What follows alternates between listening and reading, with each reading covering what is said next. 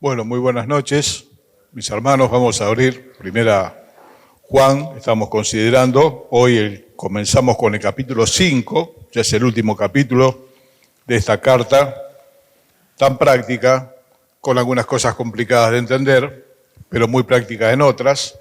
Y vamos a leer el capítulo 5 del 1 hasta el 12, que es la porción que nos toca hoy, y dice así la palabra de Dios. Primera Juan, capítulo 5, verso 1. Todo aquel que cree que Jesús es el Cristo es nacido de Dios. Y todo aquel que ama al que engendró, ama también al que ha sido engendrado por él. En esto conocemos que amamos a los hijos de Dios, cuando amamos a Dios y guardamos sus mandamientos. Pues este es el amor a Dios, que guardemos sus mandamientos, y sus mandamientos no son gravosos o pesados. Porque todo lo que es nacido de Dios vence al mundo. Y esta es la victoria que ha vencido al mundo, nuestra fe. ¿Quién es el que vence al mundo sino el que cree que Jesús es el Hijo de Dios?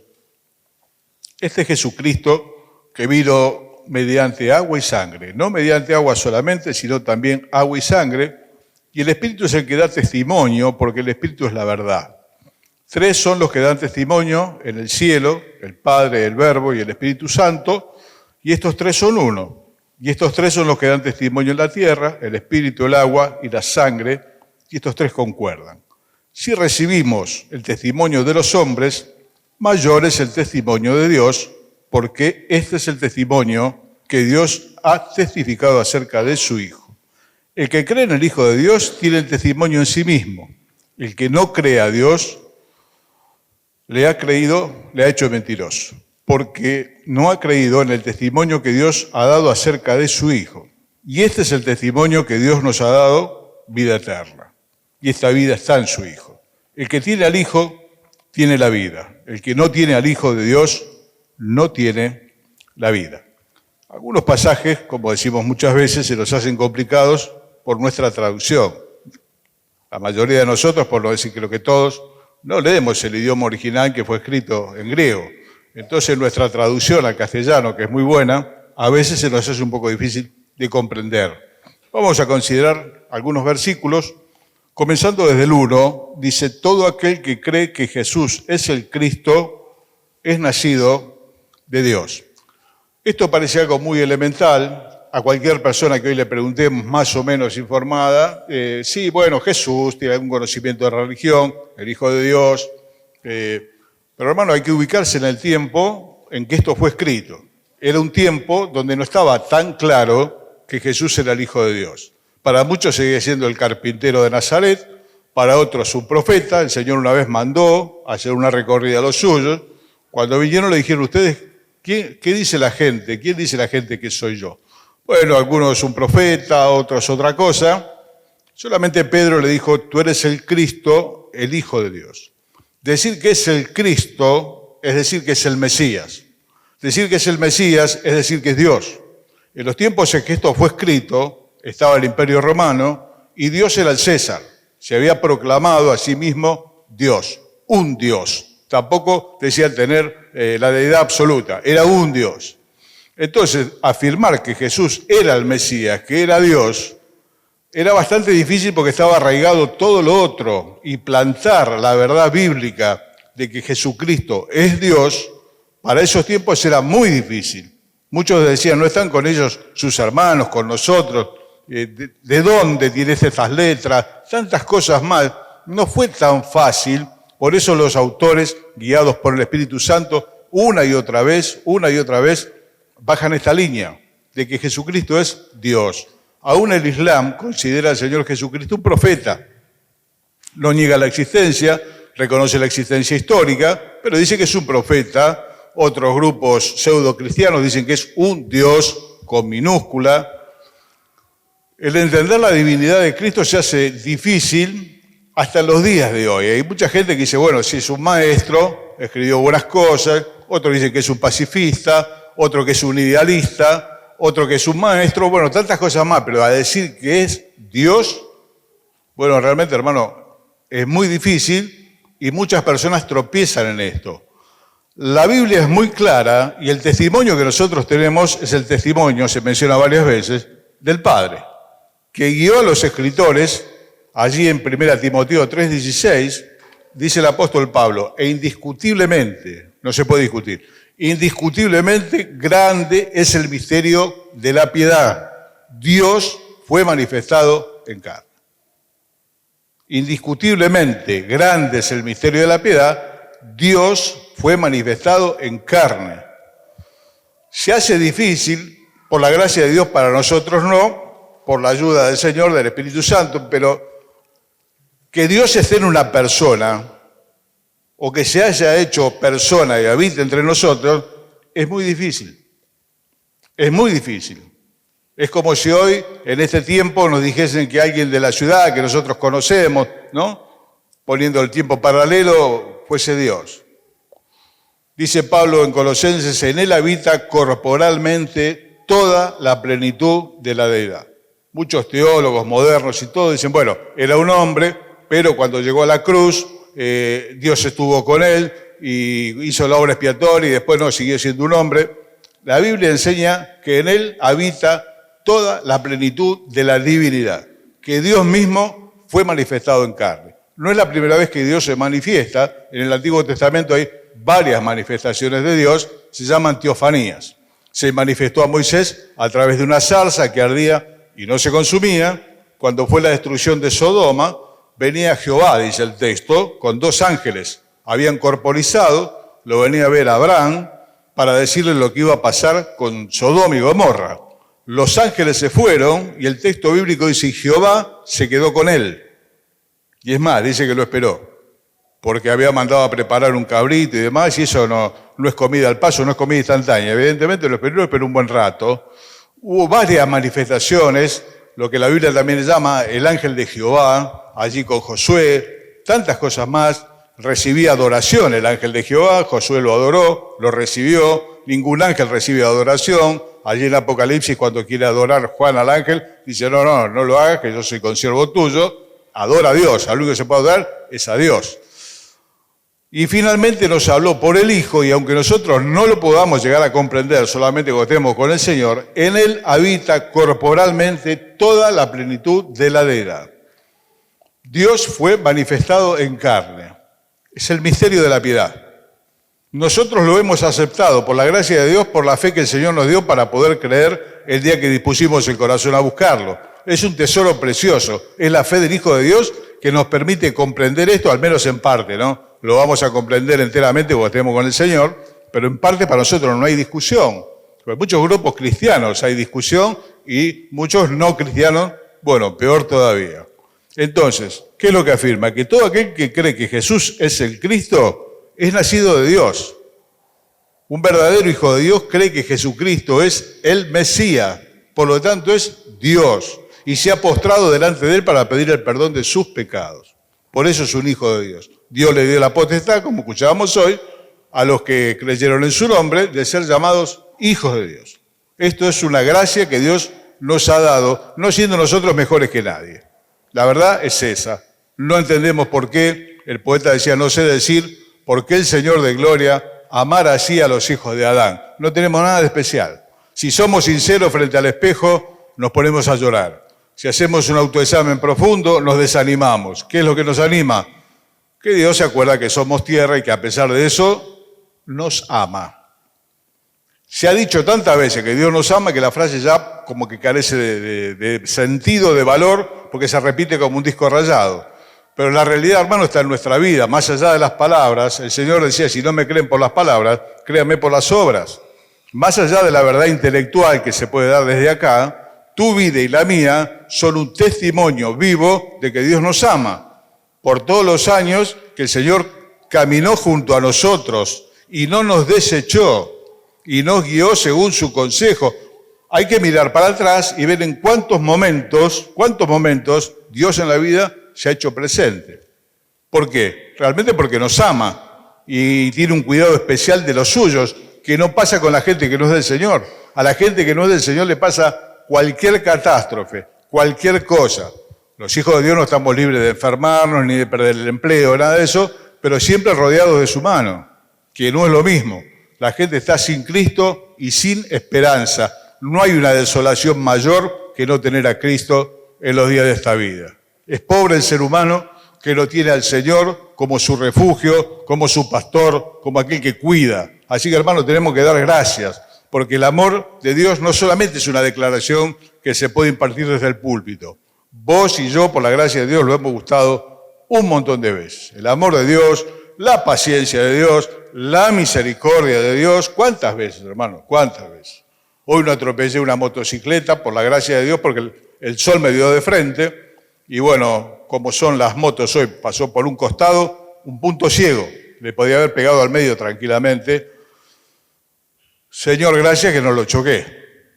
Puedo haber lastimado a la persona, todo un trastorno de cosas. Son muchos los momentos en que Dios se manifiesta cuando el corazón está dispuesto a ver. Cuando el corazón no está dispuesto a ver, no ve a Dios en ninguna parte. Vaya a saber por qué cree que las cosas le salen bien. Todo aquel que ama al que engendró, que es Dios, ama también al que ha sido engendrado por él, humanamente hablando, que es el Señor Jesús. Cuando la Biblia dice que el Señor Jesús fue engendrado, algunos grupos neocristianos dicen, bueno, ¿ves? Es una criatura de Dios, fue engendrado. Fue engendrado según la carne, no espiritualmente. Fue engendrado por el Espíritu Santo en el vientre de María. Otro milagro, una chica que no conoció varón, Dios implantó el óvulo fecundado, el huevo, por así decir, el óvulo ya fecundado, porque si no traería el pecado de María o el pecado de José, si fuese. No. Es de Dios. El óvulo implantado, como se implanta hoy un óvulo que fue concebido tal vez en ensayo y se implanta el óvulo. Bueno, lo mismo, el Espíritu Santo lo implantó en María y el Señor Jesús no arrastra esa decadencia que arrastra el ser humano. Como nosotros, pero sin pecado. El pecado va pasando a los hombres de uno en uno, ¿no? Bueno, este no es el caso. Por lo tanto, no puede haber amor a Dios y rechazo al Hijo. El que ama al Padre necesariamente tiene que reconocer al Hijo y amarlo, porque Dios se manifestó en su Hijo para llegar hasta vos y para llegar a mí. Muchos grupos, vuelvo a decir, dicen, bueno, es un Dios, quitándole la honra que tiene este misterio, donde Dios mismo, que los cielos de los cielos no lo pueden contener, en un momento está encerrado, por así decirlo, en la vida de un ser humano. Decían los apóstoles, vimos su gloria como del unigénito Hijo de Dios, lleno de gracia y de verdad. Te vuelvo a decir en este momento que Jesucristo es el Mesías, a muchos le costó la vida. Porque decir esto es decir que es Dios. El Mesías es Dios. La lectura sigue adelante y dice el verso 2, en esto conocemos que amamos a los hijos de Dios, cuando amamos a Dios y guardamos sus mandamientos. Pues este es el amor a Dios, que guardemos sus mandamientos, y sus mandamientos no son pesados, no son gravosos. Entonces, ¿qué es lo que está queriendo decir en resumen esto que a veces parece un trabalengua por la traducción? No podemos amar a Dios y no amar a los hermanos. Amar a Dios, la consecuencia es que amamos a los hermanos. No podemos amar a Dios y no guardar sus mandamientos. Dos cosas que son bastante posibles en las asambleas cristianas. No, yo con el Señor estoy bien, con los hermanos tengo problemas. Mucha gente dice, yo no me congrego porque tengo problemas con la iglesia, pero con el Señor estoy bien. Es mentira. Es mentira, por más que él crea que está bien. Más adelante dice Juan, si estamos en luz, estamos en comunión con Dios, como Él está en luz, tenemos comunión unos con otros. Es algo que se produce porque lo produce el Espíritu Santo. Si estamos bien con el Señor, necesariamente amamos a los hermanos, nos preocupamos por ellos, sufrimos sus dolores, gozamos sus alegrías, y esto es un hecho espiritual vinculado por el Espíritu Santo. No se puede amar a Dios y desobedecerlo sistemáticamente. No se puede, no lo ama, por más que le escriba las mejores canciones, por más que lo declame en cuanto púlpito encuentra. Nadie ama a Dios más de lo que le obedece. Nadie ama más a Dios más de lo que le obedece. Esa es la medida. El Señor decía, el que tiene mis mandamientos, si los guarda, ese es el que me ama. El de al lado es un sanatero, para que se entienda en nuestro argentino, ¿no? Del 2024. El que me ama es el que guarda mis mandamientos, que no son gravosos. Hermanos, los mandamientos de Dios son para preservarnos a nosotros. No le estamos haciendo un favor al Señor cuando nosotros obedecemos, si bien lo recibe como una muestra de amor. Pero sus mandamientos, no solo que no son gravosos, son necesarios. Alguna vez le comenté el fastidio que me causan los semáforos y las barreras. Tengo la idea, la paranoia de que me está mirando y baja la barrera cuando yo me acerco. Tengo la idea que hay un enano dentro del semáforo que lo pone en rojo cuando yo me acerco. Por lo tanto, me enferman los semáforos y los trenes. Y ya, viejo, me está enfermando todo, finalmente. Pero especialmente los semáforos y los trenes. Bueno, queridos, si sacasen las barreras, si sacasen los semáforos, el diario se llenaría de accidentes. Las barreras son necesarias mientras el tren no esté soterrado o por arriba. La barrera es necesaria. Cuando no hay semáforo por un corte de luz, aumentan los accidentes un montón. Entonces, bajando al plano espiritual, ¿qué es lo que hacen los mandamientos de Dios? Preservarnos del mal. Cuando guardamos sus mandamientos, es la receta para que nos vaya bien. Porque haciendo esto, le dice Dios a Josué, te va a ir bien en todo. Por eso que no lo tomemos, hermano, la obediencia al Señor, como diciendo, no, como la obediencia a los padres, que a veces vamos a regañadientes. No, hermano, es un favor que Dios nos hace a nosotros. Bienaventurado, dice la palabra de Dios, aquel pueblo cuyo Dios es el Señor. Somos privilegiados y somos preservados del mal. Con el temor de Dios, los seres humanos nos apartamos del mal. Con el temor a Dios, con el amor a Dios, que es guardar sus mandamientos. Por eso cuando vemos, nosotros estamos descarriados, bueno, hermano, la medida del amor al Señor bajó. ¿Por qué obedecemos? Por amor de Jesucristo. Antes dice, porque Él nos amó primero. ¿Qué es lo que dice el versículo 4? Algo muy, muy hermoso que los tiene que alentar a ambos. Verso 4, porque todo lo que es nacido de Dios vence al mundo. Y esta es la victoria que ha vencido al mundo, nuestra fe. ¿Quién es el que vence al mundo sino el que cree que Jesús es el Hijo de Dios? ¿A qué mundo vence? No se trata del globo terráqueo, no se trata de las naciones, se trata de un sistema perverso que la Biblia llama mundo. Es un sistema que hicimos los hombres para vivir de espaldas a Dios, como dice Fernando de Gans muchas veces. Ese sistema mundo que ha dejado a Dios afuera, que vive por su cuenta, que le ha dado la espalda, que dictó sus propias leyes, que las divulga, aunque le va pésimamente mal, las explica como si fuese cierto, y acá lo único cierto que hay, querido, es tu fe y la mía que Dios nos ha dado. Es lo único cierto que hay. Todo lo demás, y todo si viene del hombre, yo dudo de la filosofía, creo que no nos lleva a ningún lado. Terminaremos discutiendo viejito con la barba por la cintura. En filosofía todo es dudar, todo es considerar, no llegamos a ninguna parte. Y así un montón de cosas más que son del hombre, no lo pueden ayudar. ¿Qué otra cosa? Que a través de esta fe que Dios nos ha dado, preciosa, la fe del Hijo de Dios, vos y yo, por su misericordia, podemos decir que no a este sistema de maldad que todos los días nos propone algo distinto. Tiene los mejores vendedores el mundo, tiene los mejores predicadores, los tiene el mundo, obviamente de su doctrina, de su enseñanza. Los tenés en televisión, los tenés en internet, los tenés en todos lados. Bien acomodado todo, bien prolijo todo, como una novedad son las mentiras de siempre, la gente lo absorbe.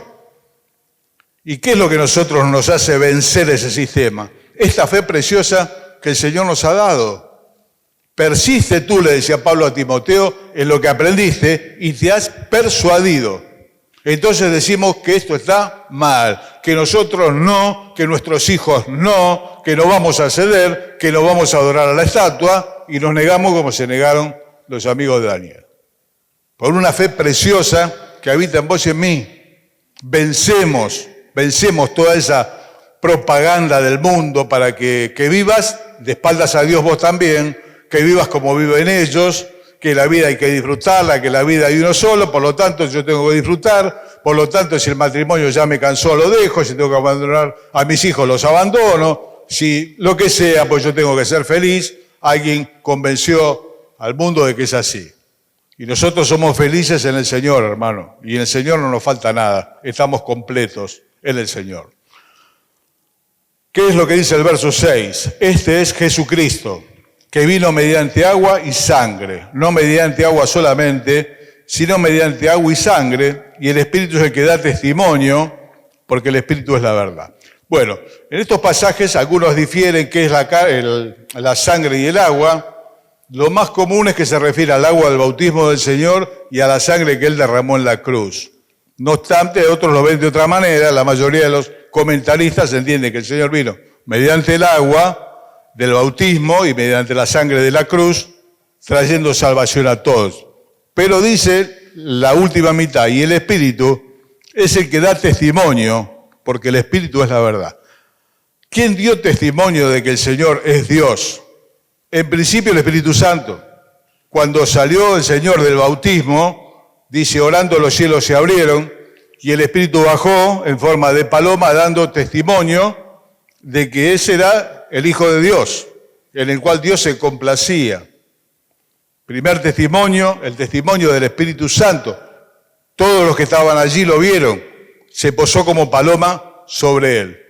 Testimonio del Espíritu Santo, y después se habla del testimonio del Padre, que también dijo, este es mi Hijo amado, en quien tengo complacencia, a él oír. Así que el Señor Jesucristo, como Dios, tiene el aval del Espíritu Santo y de Dios el Padre. En el medio me salté 2 versículos, el 7 y el 8. Quiero hacer un pequeño comentario que no te preocupe, porque eso es, pero entonces, ¿qué pasa? Tanto el versículo 7 como el 8 no figuran en los manuscritos más antiguos, tampoco figuran en muchas de las Biblias que circulan hoy. Reina Valera los puso, los compiló, pero en realidad no están en los manuscritos más viejos. Hoy muchas Biblias directamente no lo publican. No dicen nada en contra, lo dicen a favor. 3 son los que dan testimonio en el cielo: el Padre, el Verbo y el Espíritu Santo. Y estos 3 son uno. 3 son los que dan testimonio en la tierra: el Espíritu, el agua y la sangre. Y estos 3 concuerdan. ¿Qué está diciendo? Está hablando a favor de lo que se viene diciendo acerca del Señor, pero en rigor de verdad, estos versículos fueron añadidos, vaya a saber por quién, a lo largo de los años. Pasándolos, pasamos al 9, dice, si recibimos el testimonio de los hombres, mayor es el testimonio de Dios, porque este es el testimonio con que Dios ha testificado. Segunda Pedro, que está cerquita, 1:17, 2 hojitas damos vuelta. Igual yo se los leo. Segunda Pedro 1:17, perdón. Dice, pues cuando Él recibió de Dios Padre honra y gloria, le fue enviada desde la magnífica gloria una voz que decía, este es mi Hijo amado en el cual tengo complacencia. De vuelta a lo mismo, el Espíritu da testimonio, el Padre da testimonio. El Señor decía, yo no doy testimonio de mí mismo. Los hechos, las obras que yo hago, el testimonio del Espíritu Santo, el testimonio del Padre, se abrió el cielo. Bueno, esto a nosotros nos alcanza para creer que realmente el Señor Jesús es Dios. Si no, no podría haber hecho tu obra de salvación y la mía. Va terminando el versículo. Volvemos a 1 Juan. Capítulo 5,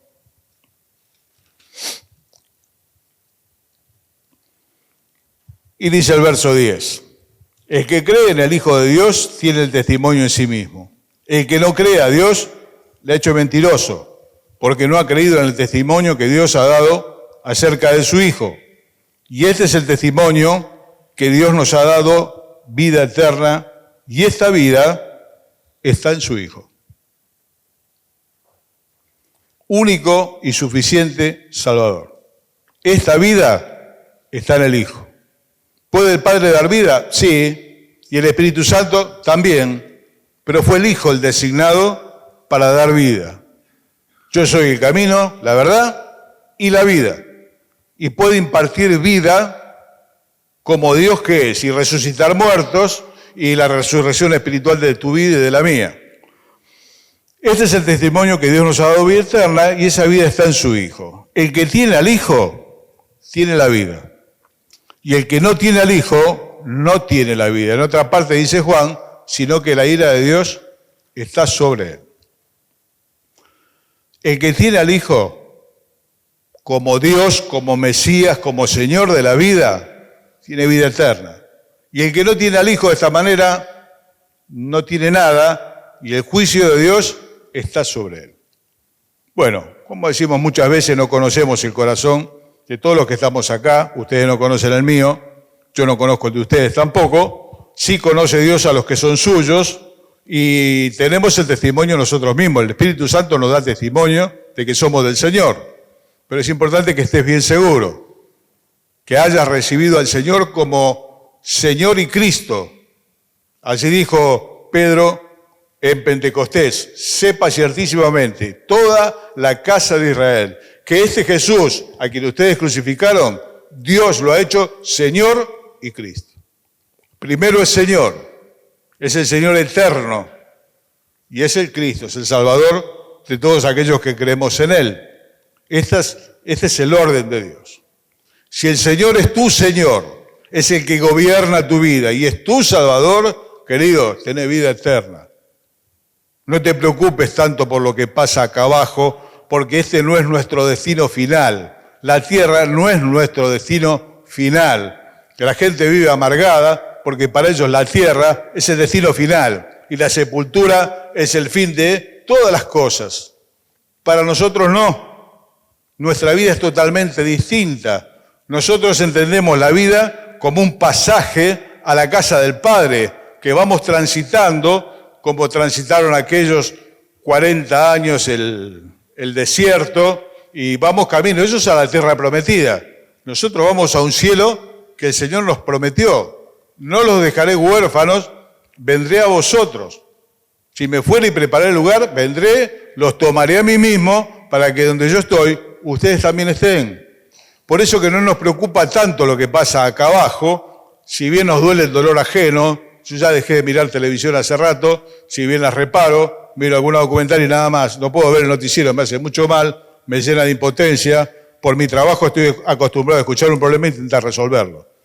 Los problemas del gobierno yo no los puedo resolver. Entonces me llena de impotencia ver la injusticia, bueno, todas las cosas que vemos. Pero para estas personas, el cementerio es el fin de todas las cosas. Por lo tanto, comamos y bebamos, que mañana moriremos. Cada uno vive y hace lo que bien le parece. ¿Por qué? Porque esto es el fin de todas las cosas. Hace muchos años, muchos, cuando muchos de ustedes no habían nacido, alguien cantaba: por 4 días locos que vamos a vivir. Por 4 días locos te tenés que divertir. Pasala lo mejor que puedas. Celebra la vida, dice el otro, tantas cosas más. ¿Por qué? Pues se termina. Y un poco de tierra y se acabó. Ya después no se acuerda nadie de él. Por eso hay tanto fervor en festejar los cumpleaños, porque es el día que le toca, que lo saludan, todos. No está de más, nosotros también saludamos y demás, pero las personas están pendientes de eso, pues es un día que se lo van a dedicar a él. Y después, como decía mi abuela, está como santo que se le pasó el día, no se acuerda nadie, ¿no? Tal día es el día del santo, los 364 que quedan, no se acuerda nadie de él. Cumpleaños pasa lo mismo. Año nuevo, lo mismo, enero lo mismo que diciembre, no pasa nada. ¿Dónde está lo importante? Más allá del sol. Yo tengo un lugar, bello hogar, más allá del sol. Querido, vos también. Nosotros somos peregrinos en la tierra. El peregrino no hacía una morada fija, no levantaba ladrillo como hacemos nosotros. Hacía como hacía Abraham, hacía una tienda. ¿Por qué? Porque mañana la juntaba la tienda y se iba a otro lado. Y estaba en otro lado, hasta llegar al lugar que Dios lo llamaba. Nosotros vamos camino a la casa del Padre. ¿Nos duele lo que pasa acá? A mí me duele mucho la desgracia ajena. Me duele muchísimo, me hace mucho mal, te repito, me llena de impotencia. Nos trae dolor el dolor de nuestros hermanos, porque a veces nos toca. Pero hermano querido, no es acá, ¿eh? Este no es el fin de todas las cosas. No vivamos nosotros como los que no tienen esperanza. Porque si no hay que realizarse acá, tengo que ser feliz acá, si tengo que echar a mi mujer la he hecho, tengo que echar a mis hijos lo he hecho, yo tengo que ser feliz. Todas esas cosas que se dicen por televisión, amate a vos mismo, Dios dice negate a vos mismo. Son cosas distintas. Así que, Primero a Juan 5, el hermano que viene el próximo jueves, Dios mediante, va a terminar el capítulo con estas verdades. La deidad de Jesucristo es un tema discutido hasta el día de hoy. Aún entre teólogos piensan que eso fue por un momento, piensan que el Señor es una parte nada más. En Él habita corporalmente toda la plenitud de la deidad. Son palabras puestas por Dios a través del Espíritu Santo. Cuando dice todo, todo. ¿Lo entiendo? Yo no lo entiendo. No lo puedo comprender. Indiscutiblemente, grande es el misterio de la piedad, que Dios haya sido manifestado en carne. Es un misterio grande, que lo vamos a terminar de dilucidar el día que estemos con el Señor. Mis amados, el Señor les bendiga. Nos veremos el próximo jueves, si Él lo permite.